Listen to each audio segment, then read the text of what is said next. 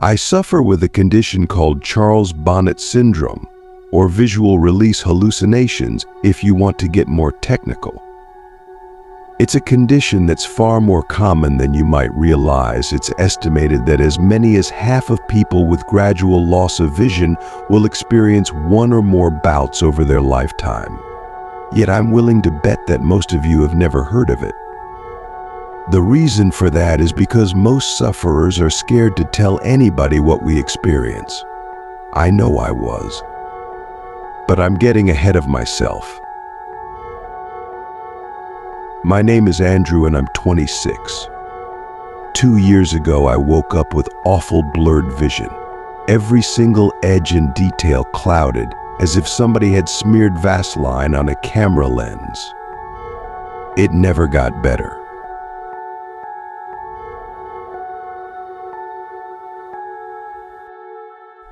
I was scared then and got over to Dr. Harper's surgery as fast as I could, suddenly needing to take a cab rather than climb in the car I'd driven without incident ever since I'd bought it 3 years prior.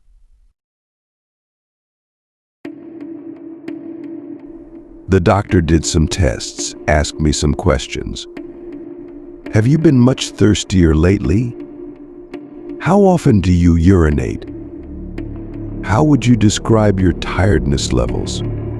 And then gave me the diagnosis that changed my life forever: diabetes, type 1. He explained that I would need to take insulin shots with every meal, that eating the wrong foods without monitoring my blood sugar could see me drop into a coma or worse. Then he got to my eyes. Andrew, your diabetes has resulted in maculopathy. Do you know what that is? I shook my head dumbly, already reeling with the shock of my diagnosis, and Dr. Harper went on. It's when the diabetes affects the blood vessels at the back of your eye, blocking them and causing them to leak into the macula, the central part of your retina that helps you to perceive color and fine detail. When these blood vessels leak into the macula, it can cause significant damage. With a lump in my throat, I asked, "Okay, so how do we make this better?" I couldn't see Harper's face properly when he spoke, but his tone of voice was enough to tell me what I'd been dreading. "I'm sorry, Andrew," he replied gravely. "Perhaps if we'd caught this a little sooner, we might have had some treatment options available to us, but I'm afraid the damage has been pretty extensive. We can take steps to arrest the development of the condition, but I'm afraid it's irreversible." I felt as if my world had come crashing down around me. I was just 24, still at my physical peak. I was active, playing basketball and cycling a couple of times a week. And now my health, my body and my sight had been taken from me. The first 6 months were tough. I broke up with my girlfriend, a sweet girl called Holly who tried to make it work but couldn't, because I was so damn angry all the time. I lost my job, because if there's one thing an architect needs, it's his eyes. I even fell out with a lot of my friends, making excuses to not meet with them until they stopped asking. In truth, it was jealousy on my part, envy that they got to keep on living, while everything I'd ever hoped for had been snatched away. I became a recluse, never leaving my apartment, barely bothering to wash, shave, or get dressed each day. I was so sure that my life was over, I stopped even trying to live it. I was an asshole. It took me a long time to realize this, but in the end it was the nurse assigned to visit me at home, a tall, no-nonsense, experienced woman called Lois who brought this to my attention. "You're an asshole," she said. "What?" I gasped, shocked at her language. So you've got diabetes. Do you know how many people do? She asked. Then, before waiting for my answer, she continued. Do you think they all hide in their apartments, refusing to get on with their lives? Losing your vision is a terrible thing and you do have my sympathy. But Andrew, it's no excuse to give up. But you don't. I argued, trying to defend myself, but she hadn't finished. Understand? She growled. One of the bravest men I know was paralyzed from the neck down when he was just a child, and he hasn't given up. You can do so much more with your life, and you have people that want to help you do that, but you can't even be bothered to shave that ugly fucking beard off. Stop being a crybaby and make a fucking difference. Of course, it didn't happen overnight, and I argued with her. I was furious at her blunt insensitivity and told her to leave. I said I'd tell her superiors, but she laughed and told me I wouldn't. You won't because you're a smart guy, and you've got too much pride for that, she said. I'll see you next week. In that night I shaved. I opened my curtains and actually looked around. Things were blurry, but when I really looked, I could see the things scattered around my home, the mess I'd let it become. When Lois came back the following week, the place was tidy. I was clean-shaven, dressed. I'd even attempted to comb my hair.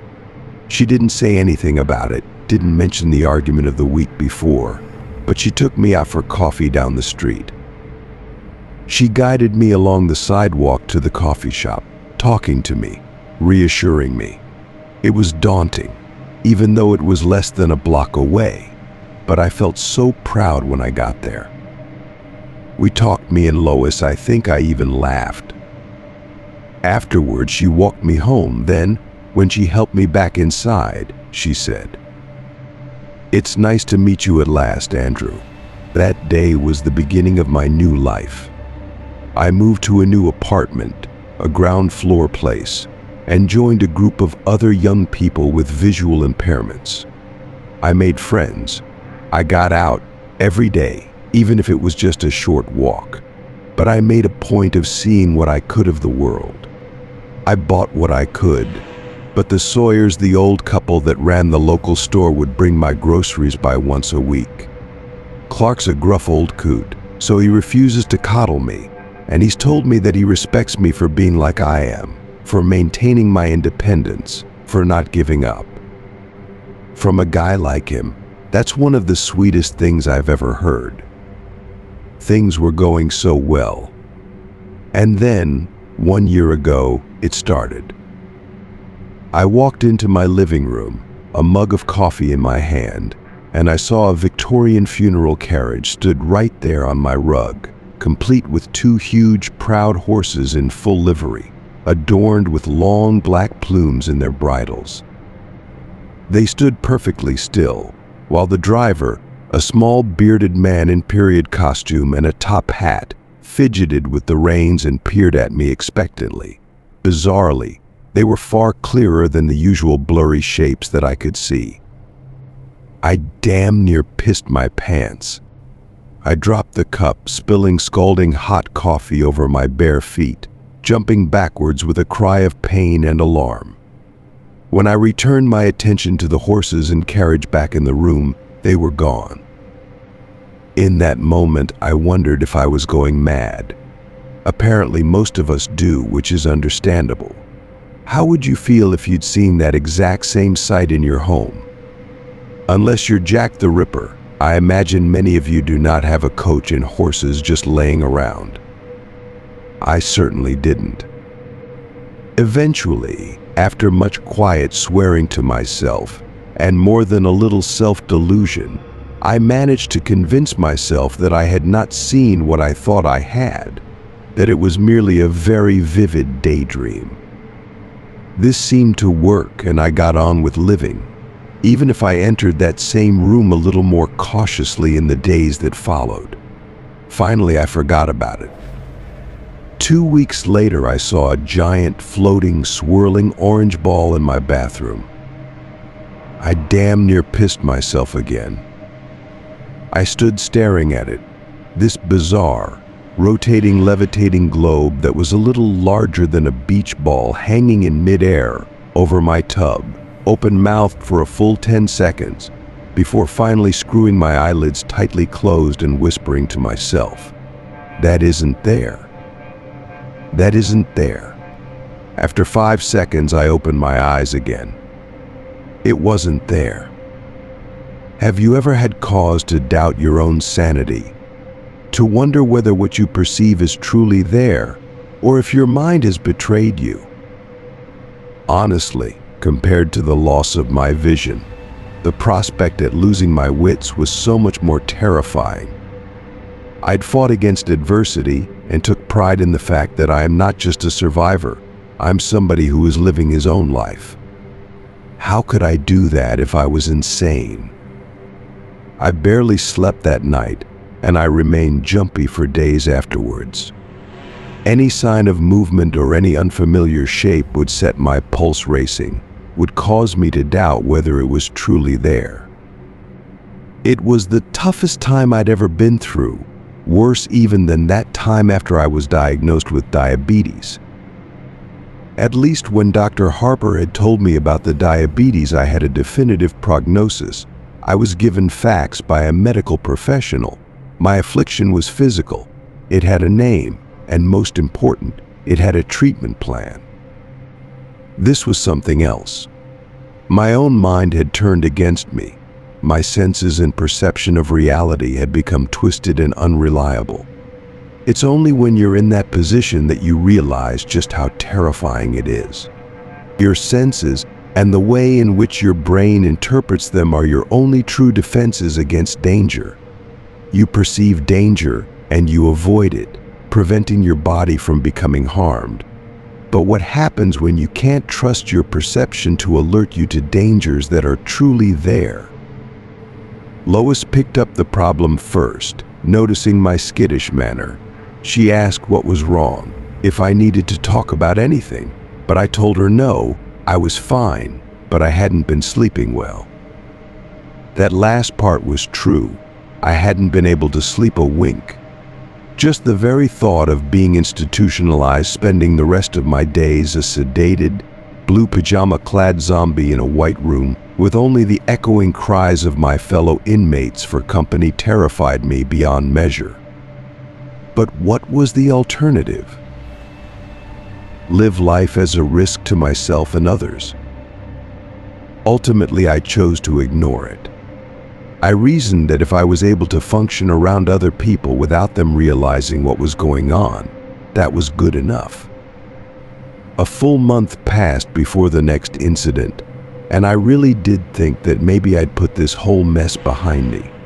With every passing day, my confidence had grown, so that Wednesday morning, I'd stepped out onto the sunny street feeling pretty carefree. Each Wednesday, I'd treat myself to a latte down at Joe's, the same coffee shop that I'd visited with Lois. It was a custom that gave me a great deal of pleasure, one that had seen me forge friendships with other regulars, as well as the staff, including Joe himself. As I made my way down the street, white stick in hand, I glanced about me, taking in the colors and shapes of the world around me. I enjoyed the feel of the sun on my face and the sounds of the birds singing. It was a good day. Then I saw them. A party of pilgrims, 6 of them, all dressed in settler-era attire, sitting cross-legged on the asphalt. They didn't look at me. Instead, they were engaged in a heated, yet strangely silent, conversation. I froze, staring at them. Still they argued, gesticulating furiously at one another. However, I couldn't hear their angry voices, despite the fact that, judging by their ill temperament, they must be screaming at one another. Paralyzed by shock, the white stick fell from my numb fingers, clattering onto the sidewalk. I turned to leave, desperate to flee from the haunting sight of the colonists in the road, but I was so panicked in such a hurry that I stepped on my cane. It rolled underfoot, and before I knew it, I pitched over, tumbling to hard ground below.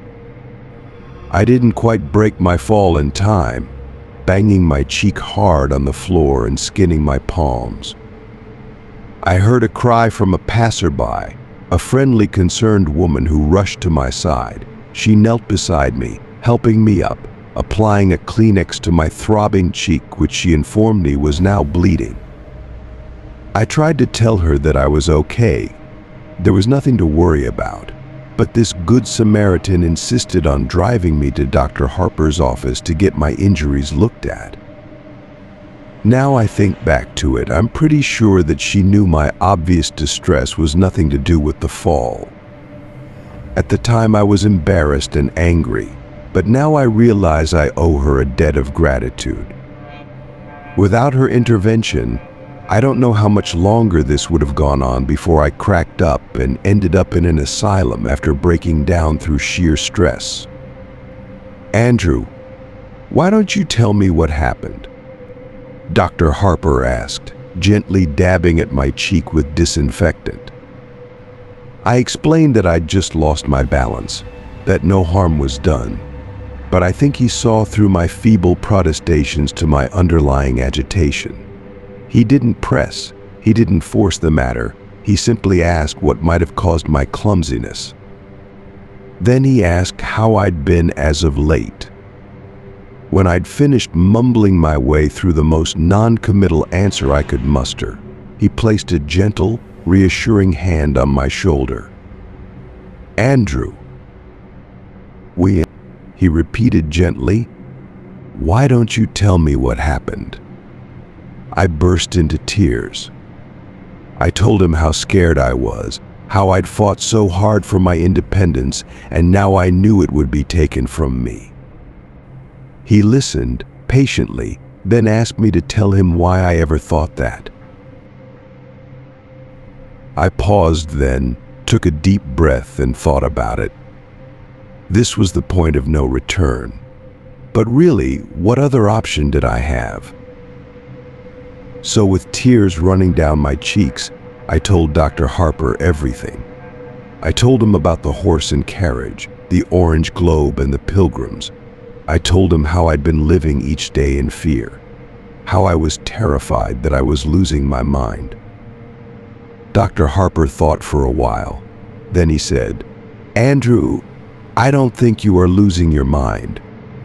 The sense of relief at that moment was so powerful it overwhelmed me, rendering me speechless. You say that even though you've seen these things, you've never heard any noise from them. Have you detected any odors or experienced any other physical sensations, such as touching them? I shook my head no, and he patted my shoulder once again. Andrew, have you heard of Charles Bonnet syndrome? He asked. Charles Bone. Who?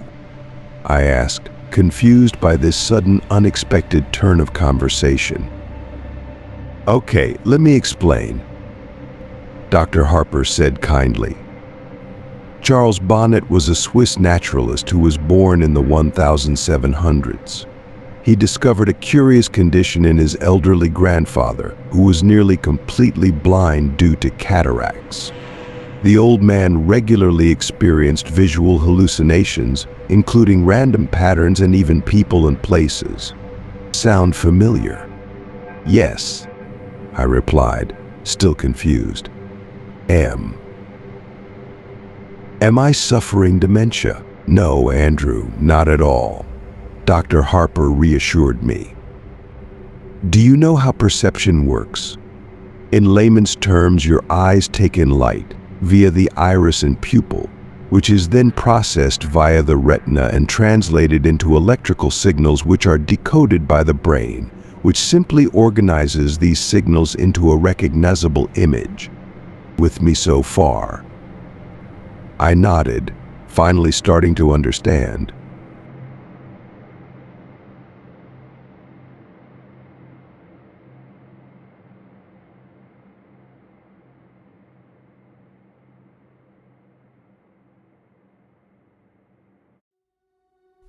I nodded, finally starting to understand.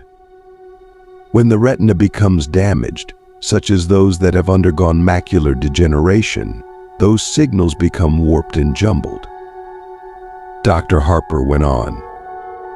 The brain still receives them, so it does its job, translating these distorted signals into an image. It kind of fills in the gaps for you. Sometimes it fills these gaps with colors, patterns, creatures, and places that aren't present. And this is called Charles Bonnet syndrome. I nearly wept with relief. So I'm not mad. I cried. Not at all. The doctor replied, "This is an entirely physical condition. Your mind is in full working order. If you were suffering any form of mental illness, your delusions wouldn't be limited to just the one sense. You'd hear these interlopers, smell them, even feel them. This is a condition solely related to your eyes, not your brain." As I left Dr. Harper's office, I felt as if a weight had been lifted from my shoulders. Sure, my vision was still an issue, but now I knew it was only a problem with my eyes, not my mind. I knew I could handle the situation. I was ready to face the world again. Since then, I've seen plenty of weird visions. I saw a huge waterfall in the park, complete with a hazy mist and butterflies flitting about it. I saw a Native American warrior, complete with a huge feather headdress, sitting at a stool at the counter in the coffee shop. I saw an intricate and quite impossible structure of scaffolding crisscrossing the entire front of my apartment block. Hell, on the 4th of July last year, I even saw a great swooping green dragon in the sky, twisting and cavorting through the air overhead. All looked utterly and completely real. Yet, now I knew they were simply tricks of the eye. They were no longer disturbing. In fact, I actually came to quite enjoy them, even looking at them as unique and entertaining little shows or works of art that existed purely for my pleasure and nobody else's. I came to welcome them. Then, a month ago, I saw her. It was nighttime. It's always nighttime when I see her, and I was just getting ready for bed. I walked into the kitchen to get myself a glass of water and actually cried out in alarm when I spotted the figure in the corner. She was tall, by far the tallest woman I'd ever seen, and even though she stood hunched, she still had at least 6 inches on me. I was used to seeing characters in dated and bizarre dress, but this was different somehow. It didn't seem like an outfit from any one time, instead a bizarre mishmash of items. She wore a tuxedo jacket, figure-hugging and black, tailored to the female body shape, over a dirty old ruffled dress shirt. To complete the ensemble, she wore a bright red bow tie. On her hands, which she held out to either side as if shrugging, or maybe feeling for rain, she wore dirty white gloves.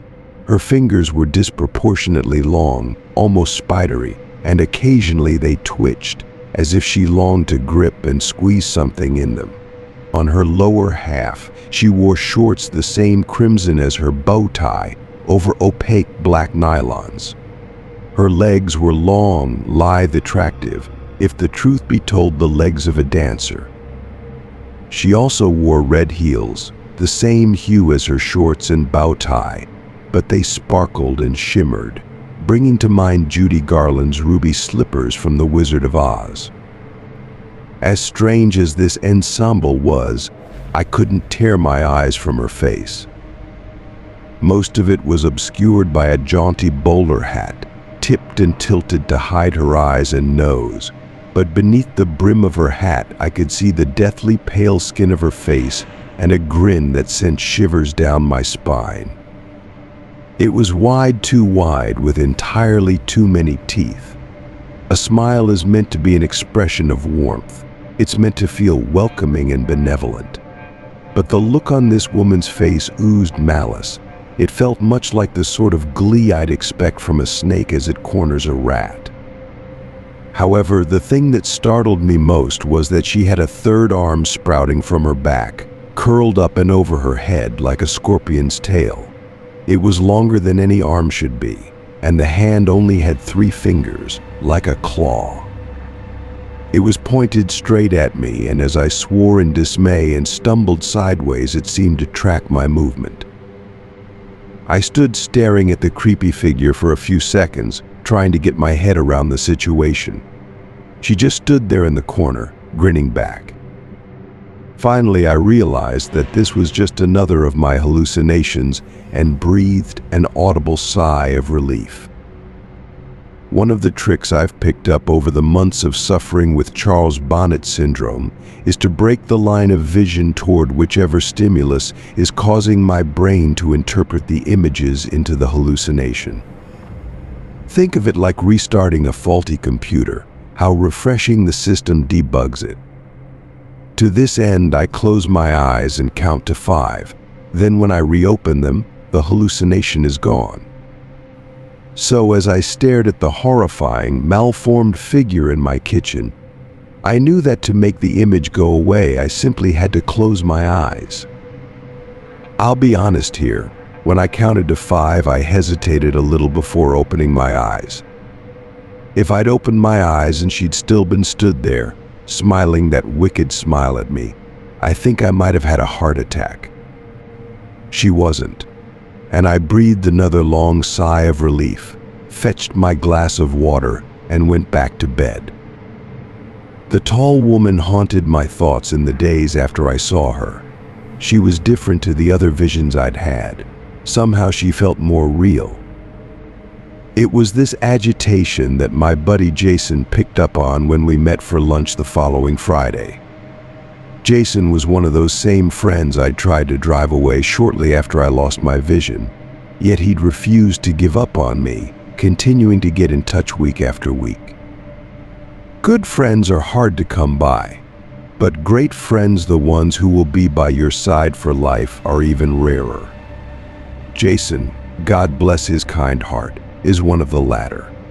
"You've got to tell me what's going on, dude," he said, as we sat down over pizza. "What do you mean?" I asked, trying to brush it off. "You're so distracted. It's like you're looking for something in here all the time. You've eaten like 1 slice in pizza in the time it's taken me to eat 4. So I repeat, you've got to tell me what's going on," Jason said, waving a slice of pizza around for emphasis. "It's nothing," I replied, feeling a little stupid. "I just had a hallucination a couple of nights ago that really got to me." "I thought you were cool with those now," he asked, putting the pizza slice down. "Yeah, I am. I mean, I was, but this was different," I replied, resigned to talking about it. "She scared me." "She?" Jason asked, his interest clearly piqued. "Tell me about it." So I did. I described the tall woman and how she'd appeared to me. I explained that unlike any of my other hallucinations, she felt more real, and that she was the first to feature such a weird and unsettling mutation. Sure, I'd seen smaller versions of people in the past, a phenomenon referred to as Lilliputian by medical professionals, but the extra appendage and impossibly distorted face were something I had yet to encounter thus far. I think it was that, combined with the unnerving expectant stance, that had disturbed me the most. "So, Jason said after I'd finished, "you say she had great legs? Shut up, you asshole." I laughed, throwing my napkin at him. "No, seriously, I get it, man," Jason replied, passing the napkin back to me. "If I walked into a room and a giant mutant was waiting for me, it'd scare the shit out of me too. But you know what caused you to see this? It's like the coachman in that waterfall you saw. It's a condition that you know you have, and it's one that you know how to deal with. Okay, I know, I know, I replied. Thanks, man, you're right. I did feel better too, so I smiled at him, took a big bite of my pizza, and changed the subject, asking him about his psycho ex, a conversation he was all too happy to dive into. The next time I saw the tall woman, just under a week later, I was brushing my teeth. I was stood at the wash basin, brushing away, when I spotted a figure in the mirror. She was out in the dark hallway, peeking around the door behind me. That same sinister grin I'd seen before stretched her narrow face into a distorted grimace, the dirty bowler hat pushed down over her eyes once again. Each of those 3 long spidery hands gripped the doorframe. As crazy as this sounds, it felt like she was trying to avoid being spotted. I cried out, spitting toothpaste foam all over the mirror, my toothbrush clattering into the basin. I spun around, my heart thumping in my chest, my breathing ragged in my throat. She wasn't there, of course she wasn't. The doorway was empty. I tiptoed forward, hesitantly, trying to look around the doorframe into the hallway without actually sticking my neck out into its shadowy confines. The seconds ticked by as I drew closer and closer. I couldn't see anything, so, finally, with a whisper of self-affirmation, I stepped out of the bathroom. The hallway was empty, as was the rest of my apartment. I was shaken again. This was the first time I'd seen a hallucination in a reflection, and I wasn't even sure that I'd actually seen it. Now, as I sit here writing this, knowing what would follow, I think I thought like that to try to protect myself, to shield myself from the truth. I was an idiot. A full fortnight passed without incident. Sure, I saw a flash of color one day, a dancing yellow lightning bolt that zigzagged back and forth on the street outside my apartment, but that was exactly the sort of thing I'd come to expect from my condition.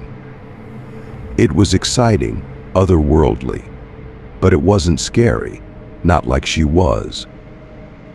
In retrospect, that fortnight was blissful. It was a reminder of what life could be like, the existence that I'd carved out for myself since my diagnosis. Life was good. The night that changed the way I viewed the tall woman. Last night I'd been out and had a couple of drinks. I'd met the other guys with visual impairment for dinner, and we'd ended up at a bar afterwards. I wasn't hammered, but we got through plenty of beer between us, and by the time I stepped out into the cool night air, I felt decidedly lightheaded. It took me a while to make it home, laughing and talking to a couple of the other guys from our group as we strolled along. It had been a great evening.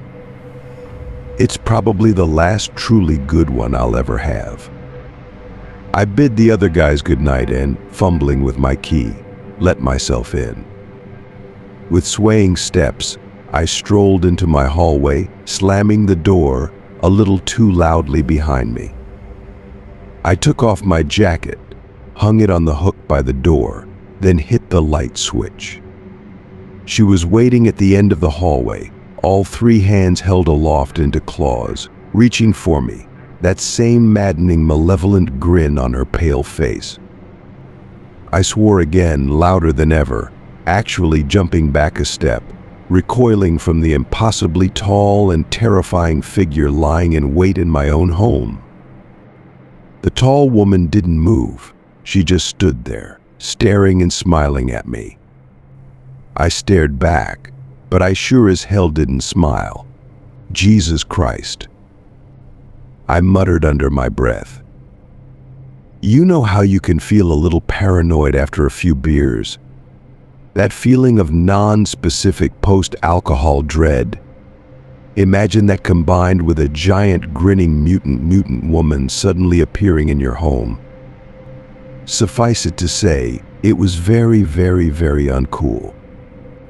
I don't need this. I sighed and closed my eyes, 1, 2, 3, 4, 5. When I opened my eyes, her face was just a foot from my own, grinning wider than ever.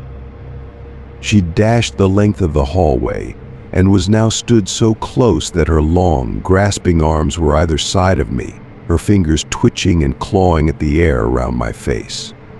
I could see her chest heaving, as if she were actually laughing silently at my attempts to dismiss her. As if the thought that I could ever be free of her was amusing. I screamed, a full-bodied shriek of terror, and actually dropped to my knees, covering my head as if to fend off an expected blow. It never came.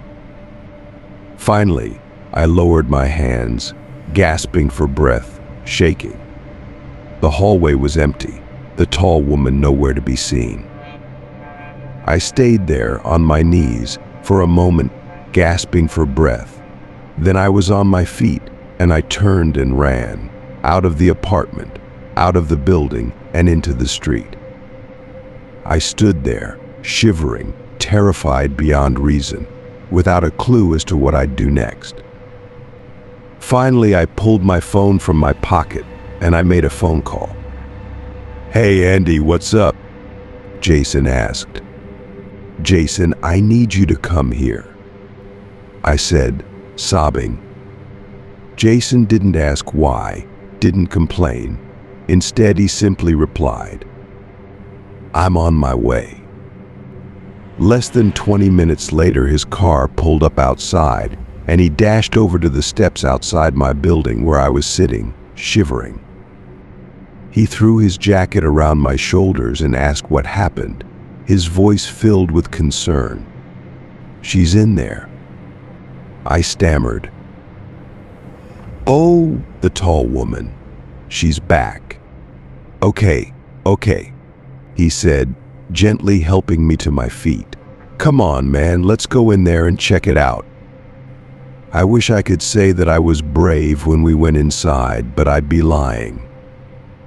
I cowered behind Jason, one hand on his shoulder, as we made our way through my home. Of course, we didn't find a thing. We're talking a giant mutant woman in a poky little one-bed apartment.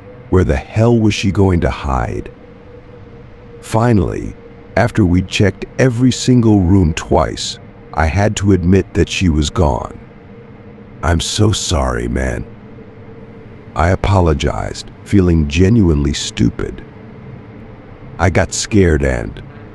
"I'm sorry, man." "Hey, forget about it, buddy," Jason said. "So I'm here now. Where do you keep your booze?" Half a bottle of bourbon later, we were both feeling pretty talkative. "She's, just kind of different, I tried to explain. I get it, he said. It's like you saw something bad and you feel bad, and that's bad. He didn't get it. "No, she's different, I explained. "I've never had a repeat hallucination before. And they've never been scary, She's not like the others." "Dude," Jason said, taking another sip of bourbon, "and you've got like Charlie Boney syndrome, and that makes you see shit, so." He waved his hands in the air like a magician who'd just performed a trick. I know, I replied. "And no, listen, Andy," he said. It makes you see shit. It's just your eyes, yeah? You didn't hear anything. You didn't feel anything. This is how that stuff goes. It's your eyes, and I know it's scary, man. But you've been through like hell and high water in your life so far.